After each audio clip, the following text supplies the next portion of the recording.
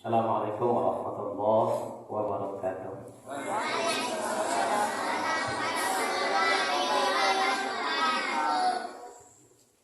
Alhamdulillahirabbil alamin wa bihi nasta'in wa la dunya waddin.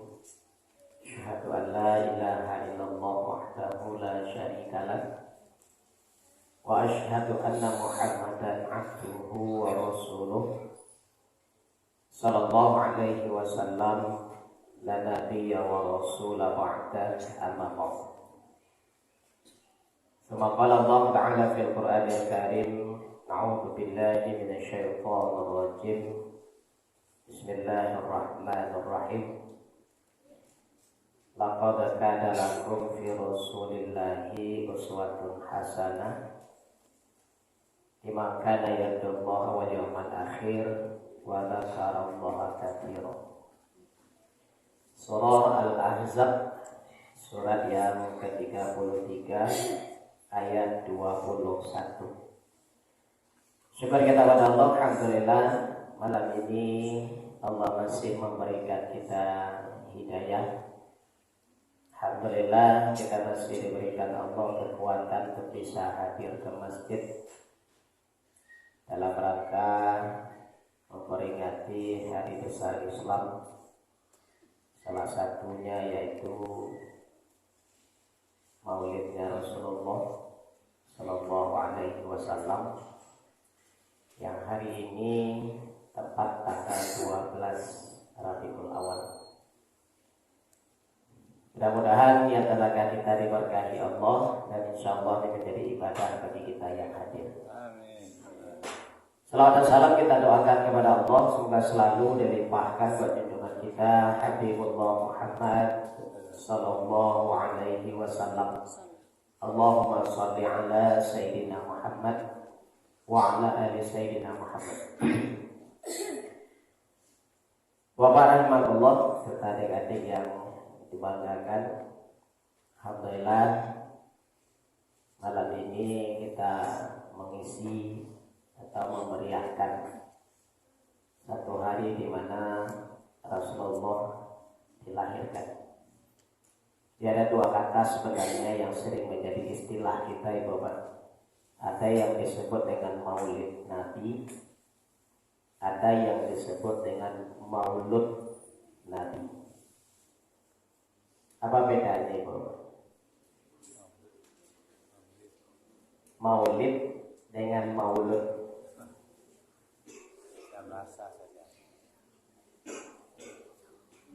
Kalau dalam penyebutan hari besar Islam disebut Maulid Nabi. Tapi kalau di daerah-daerah itu disebut dengan Maulud Nabi. Apa bedanya, Ibu Bapak? Kalau Maulid itu saat kelahiran. Jadi saat kelahiran itu disebut dengan Maulid bahasa Arabnya. Kalau Maulud itu yang dilahirkan, berarti ke orangnya. Jadi kalau Maulid Nabi saat kelahiran, kapan saat kelahirannya? 12 Rabiul Awal. Itu disebut dengan Maulid. Kalau Maulud berarti nabinya yang lahir. Makanya kalau di Pariaman, Ibu Bapak, yang disebutnya Maulid, bukan Maulid.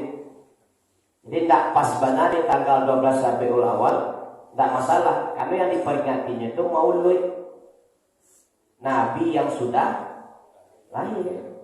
Ya kapan saja terserah.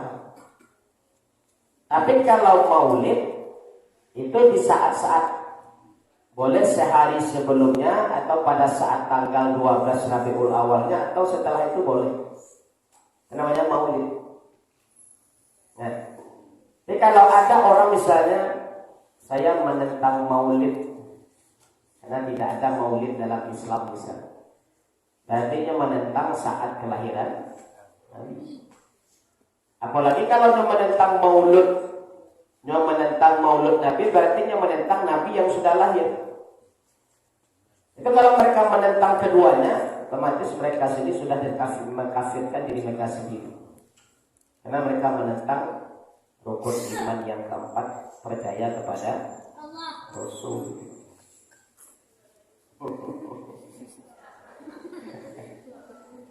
Rukun iman yang keempat apa? Percaya kepada apa? Rasul. Berarti dia menentang rukun iman gitu. Jadi kadang-kadang mohon maaf ya bahwa kita lah sibuk mempertentangkan masalah ini, memperingatilah, memeriahkanlah, merayakan. Lah sibuk dengan mempermasalahkan kata itu. Pada inti sebenarnya di sini kita kan inginnya mengadakan acara-acara seperti ini kan untuk mengulang kembali sejarah kepada anak generasi kita. Kan itu yang kita ulang-ulang sehingga anak kita hafal, anak kita tahu itu, Mas. Apa peristiwa yang terjadi sebelum Nabi lahir? Karena kalau bagi tahu kan, apa peristiwa yang terjadi? Sebelum Nabi lahir, apa peristiwa besar yang terjadi? Nah, apa? Ada suatu rencana besar yang dilakukan oleh seorang raja.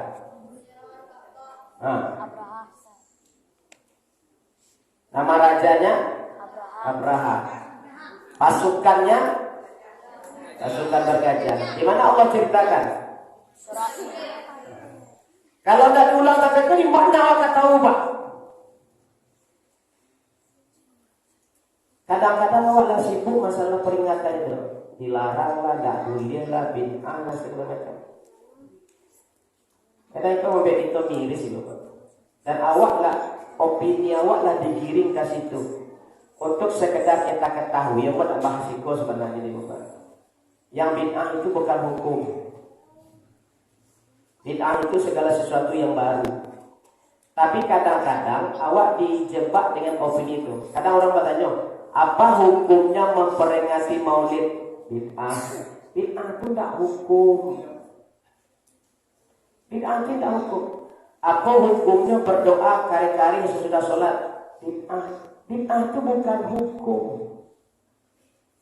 Tapi orang bertanya apa hukumnya? Jawab itu. Jadi seolah-olah hukum itu lebih tambah cek lagi ni pun. Ya hukum kan memang segitu tuh. Halal, haram, mubah, makruh, jaiz. Tiba-tiba gini datang, apa hukumnya kau bid'ah? Apa hukumnya kau bid'ah? Kenapa tambah hukum cek lagi ni pun? Jadi seolah-olah anggap itu hukum. Itu kan pemahaman keliru. Makanya harus belajar fikih dulu baru faham. Karena kita tidak paham fikih tapi sudah bicara bid'ah. Nah, sehingga akhirnya anak-anak nak ngerti itu. Ini banyak yang harus kita ceritakan karena anak-anak tahu. Ada satu peristiwa besar terjadi ketika Rasulullah akan lahir, di mana di 4 sisi Ka'bah itu dulunya bagi orang-orang Quraisy untuk menyatukan 4 suku besar dipancangkan 4 Tuhannya di 4 titik Ka'bah itu. Sampai Tuhan itu Lata, Uzza, Manat, Hubal. Sampai sisi Ka'bah itu dipancang tuh Lata, Uzza, Manat, Hubal. Tapi saat Nabi lahir terjadi gempa besar yang keampe Tuhan dalam bentuk patung yang dipancangkan di Ka'bah segadang-gadang itu jatuh, patah tonggaknya itu Bapak pada saat terjadi gempa itu jatuh ke bawah sampai ampeknya sujud ke Ka'bah. Agak orang Quraisy dia jatuh Tuhan waktu. Yang kan dibawa Tuhannya jatuh sujud itu ke Ka'bah. Orang Majusi yang menyembah api yang tidak pernah padam sekancang apapun angin, selapik apapun hujan tidak pernah padam apinya. Maka disebut dengan api keabadian dan itu disembah oleh manusia. Pada saat Nabi lahir padam apinya. Ada cara Majusi mati Tuhan waktu.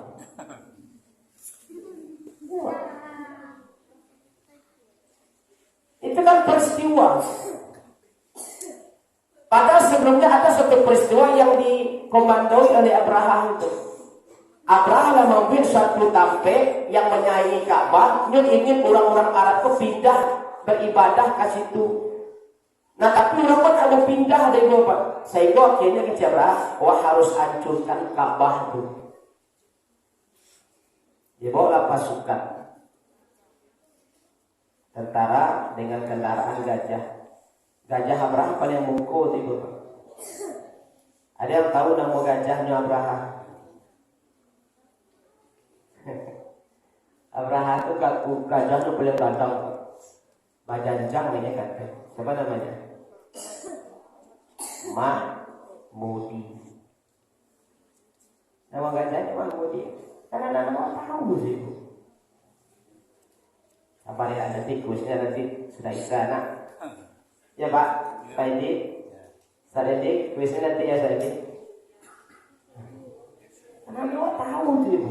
Kalau nggak diulang-ulang model itu di mana akan tahu Ibu Pak Siana? Apa nama gajah Abraham? Mahmudi, nggak tahu sih. Jadi besok kalau dia punya anak, nggak tahu tidak. Nggak boleh lagi nama anak Mahmudi Ibu Pak.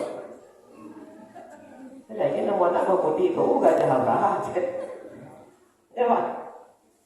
Dan anak pun akan aku bagi namanya Abraham bisa.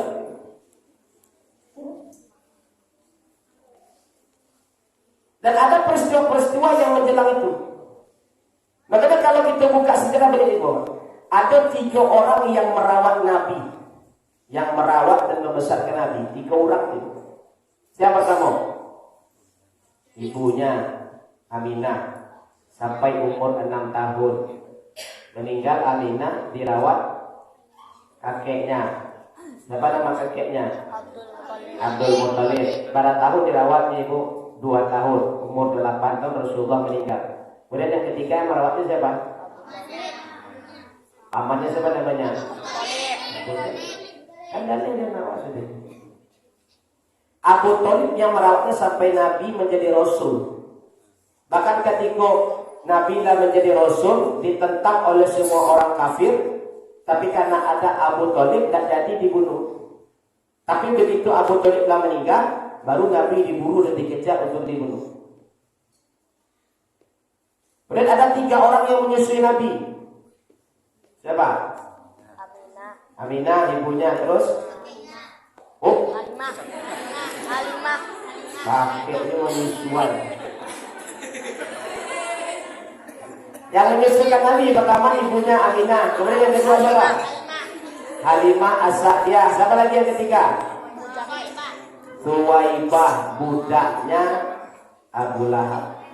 Di mana orang tahu kalau tidak tahu lebih Bapak? Paham mereka semua. 3 orang yang merawat Nabi, tahu mereka. 3 orang yang menyusui Nabi, tahu. Kalau tidak undang-undang di peristiwa itu, maka tahu dan apa?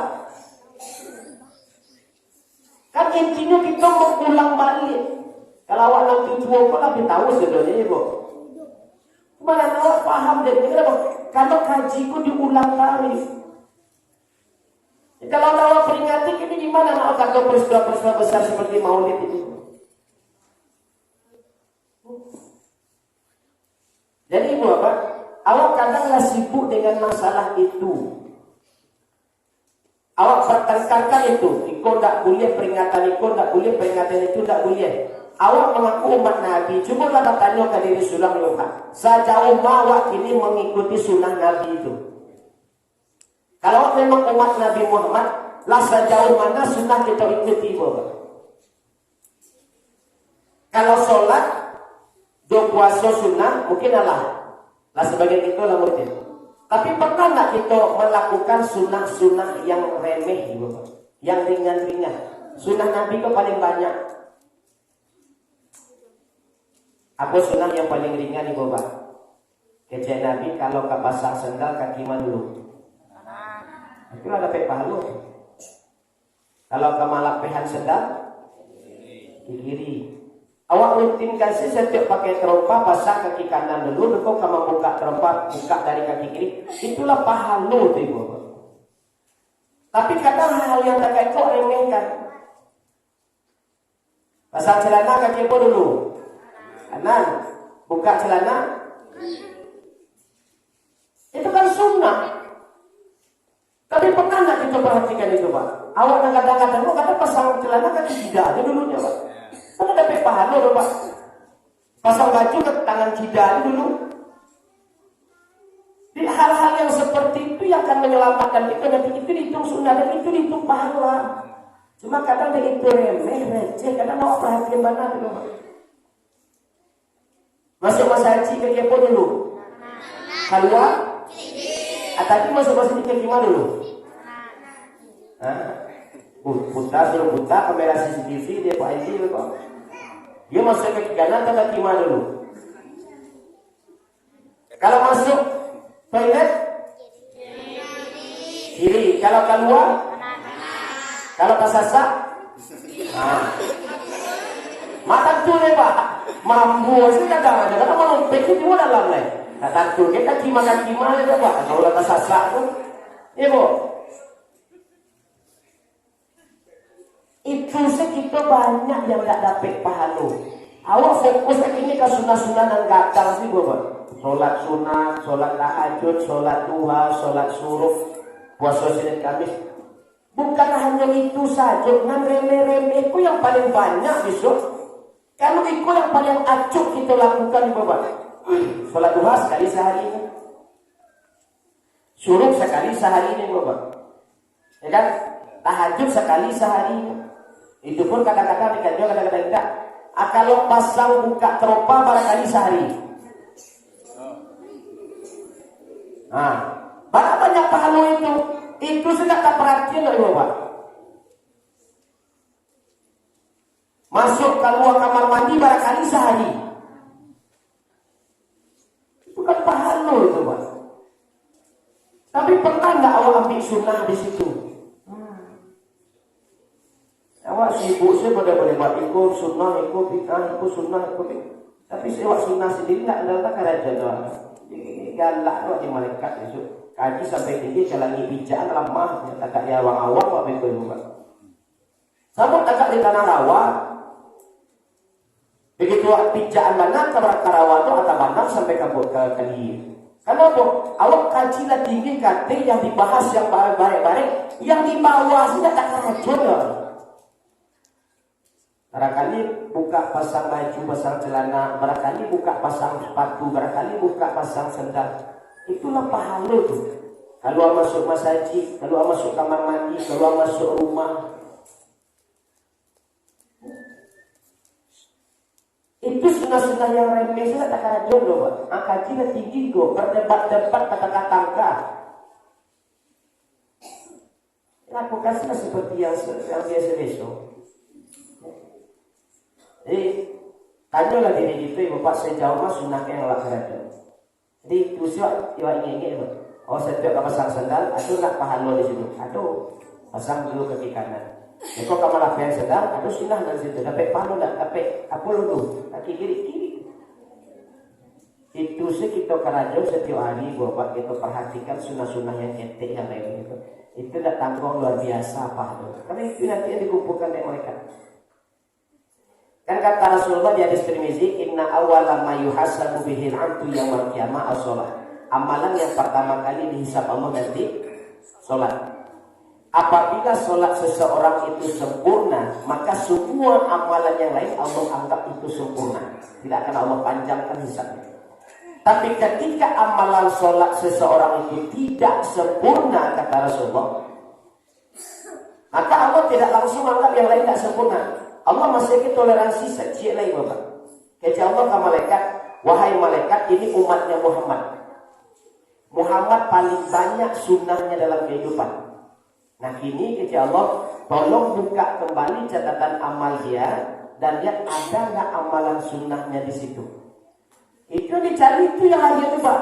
Pasang buka baju, pasang buka celana, pasang buka sendal, pasang buka sepatu, keluar masuk kamar mandi, keluar masuk masjid. Itu yang akan menyelamatkan besok, dicatat, dikumpul oleh mereka. Ya Allah sunnahnya banyak kata mereka. Aku kuat kata Allah. Begitu dikumpulkan, digabungkan. Ini Allah sunnahnya. Gabungkan ke sholat yang tidak sempurna kata Allah. Begitu digabungkan, sudah ya Allah kata mereka. Sekarang aku nyatakan sholatnya sempurna. Tidak dianggap remeh sunnah-sunnah dan ketek-ketek itu Pak. Membantu nanti Pak. Apalagi awak tahu ibadah awak dari dulu cahaya ibu Pak. Awak taruhlah balik umur 5 balik. Kalau ibu bayang dihitung balik itu kalau lah haid pertama umur marah itu dulu. Enggak salah umur 5 balik nak. Umur 5 balik sampai kini lah dihitung dosa lah dihitung pahala. Asaja umur 5 balik itu Bapak umur barawak dan sebagaimana sholat yang tak pernah tinggal, tak pernah bolong-bolong deh. Mau berapa kira Bapak? 30, 40. Itu kini umur misalnya 50 atau 60, ntar lagi ini 60 misalnya. Awak baru sebagaimana sholat yang tak bolong-bolong itu mau 40. 60 kurang 40 baru 20 sholat awak yang sempurna. Kalau yang tak sempurna dari umur 65 balik sampai umur 40. Kalau dikurangkan 40 kurang 5 balik atau 25 tahun sholat awak bolong-bolong. Nah kalau dijumlahkan 25 kurang 20 masih tidak sempurna sholat awak 5 tahun dulu. Nah kalau meninggal ini itu dianggap sholat awak bolong nih Bapak. Nah makanya kecil Allah itu coba lihat sunnahnya Bapak. Nah sunnah itu yang dicari nanti dan mereka itu dikumpul. Maka mulai kini Bapak kalau memang merasa umatnya Rasulullah perhatikanlah sadonya di Nabi sunnah. Modal awak bau dua situ mana sunnahnya Bapak? Kumu-kumu sunnah. Kalau tak awak kumu-kumu tak ada. Tapi kalau akan ajukan pahala itu sunnah. Istinsyak mayru ayat kaidung sunnah. Meninggalkan ikan mencuci sunnah. Mendahulukan yang kanan sunnah. Dari bau dua setelah bara banyak sunnahnya kita dapat di Bapak. Dari situ kita lah manang itu. Nah usah kita kaji tinggi-tinggi sunnahnya. Oh puasa sunnah kau baik tak masalah. Sholat tahajud baik tak masalah.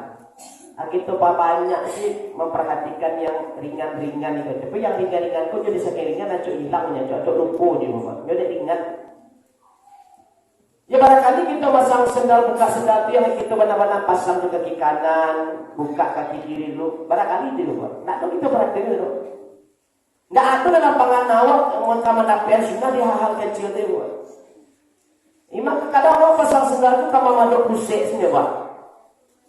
Kalau sendal itu maduk kata kaki kiri dulu. Kalau sendal ke kaki kanan dulu. Gimana kamu? Jadi kadang-kadang kita di hal-hal yang ringan, acok kita melupakan sunnah. Maka kata Allah, laqad kana lakum fi Rasulillahi uswatun hasanah. Contoh itulah banyak dari Nabi, baik yang dari yang ringan-ringan maupun yang berat. Itulah dicontohkan dari Nabi. Nah, kadang kita berkutat dengan hal-hal yang semestinya tidak perlu kita terlalu perdebatkan. Coba lah Bapak ingat sunnah itu. Banyak sunnah Nabi itu, banyak. Ya, anak-anak itu mulailah Pak ajarkan. Apa kecil Nabi ketika kalau lo itu bau dua ajaran awak ke ketika bau dua kalau lo itu sunnah. Karena siapapun yang berwudu ketika akan tidur kata Nabi didoakan oleh malaikat dan dimintakan ampun sampai dia terbangun dari tidur. Nah, ajaran awak setiap kamu sok gigi bau dua lalu deh. Ini kan sunnah. Kemudian baca Al-Ikhlas 3 kali, pahalanya sama dengan khatam Quran kalau lo. Kalau pernah tu dampingi anak kalau lo tuntun ya Pak. Lah bodoh tadi lah, apa baca Al-Ikhlas 3 kali. Ah iringan ni bodoh. Sudah tahu boleh istighfar 3 kali kalau lo. Iringan, padahal baca semua dia anak-anak. Sudah tahu boleh selawat Nabi 3 kali. Berarti yang pahalanya setara dengan haji umroh kata Nabi. Baca yang itu biasa baca dari takbir ke takbir salatnya itu. Subhanallah walhamdulillah wala ilaha illallah wallahu akbar. Itu sen awak karajon dulu jadinya Bapak. Itulah semua mengingat dan mengikuti sunnah Nabi. Enggak usah balik-balik. Jangan ringan-ringan saja kenapa? Ingat saya kenapa? Saya tiap pasang sendal duluan kaki kanan. Dan awak habis sekolah itu jadi nih bawa pasang celana kaki kirimannya duluan. Pasang sepatu, pasang kaos kaki kirimannya duluan. Canggih dia buat. Kita tahu kanan dulu. Pasang sepatu bekok kanan. Kalau intuisi anakku bapak mulai dari bayi itu sampai anakku mau umur 5 tahun itu intuisinya tidak. Anak ketek itu perhatikan Pak, mengasihnya kancang ke kidal Pak, tetap kidal. Maka mengasih ke tangan kidal dulu, kaki kidal dulu, pokoknya mengasihnya kidal dulu. Nah kalau dakwah ini itu ibu Pak, maka anak itu akan kidal sampai kadang. Maka ada anak yang nulis di kidal, ada anak yang makan di tengah kita. Karena apa? Karena intuisi anak itu sampai umur 5 tahun memangnya lebih cenderung ke kidal. Karena otak kidal itu lebih besar daripada otak kanan. Makanya orang lebih cenderung ke kidal. Maka anak itu kalau mau capek tangan kidal dulu. Mampir di tangan kidal, makan di tangan kidal. Nah kalau bawa pandu, bawa ingin ini Pak, sampai datang anak itu kan kidal tadi. Coba aja kan, nah kalau kamu ambil popo pakai tangan kanan. Kok kamu nulis pakai tangan kanan, kok makan pakai tangan kanan, apapun yang didahulukan yang kanan. Makanya kalau ada anak yang tidak itu ada bisa salahkan anak itu. Berarti salah orang tuanya tidak mengingat dari dulu. Karena anakku dari seluruh anak laki-laki perempuan itu lebih capek tidak. Maka mamanya capek gerak.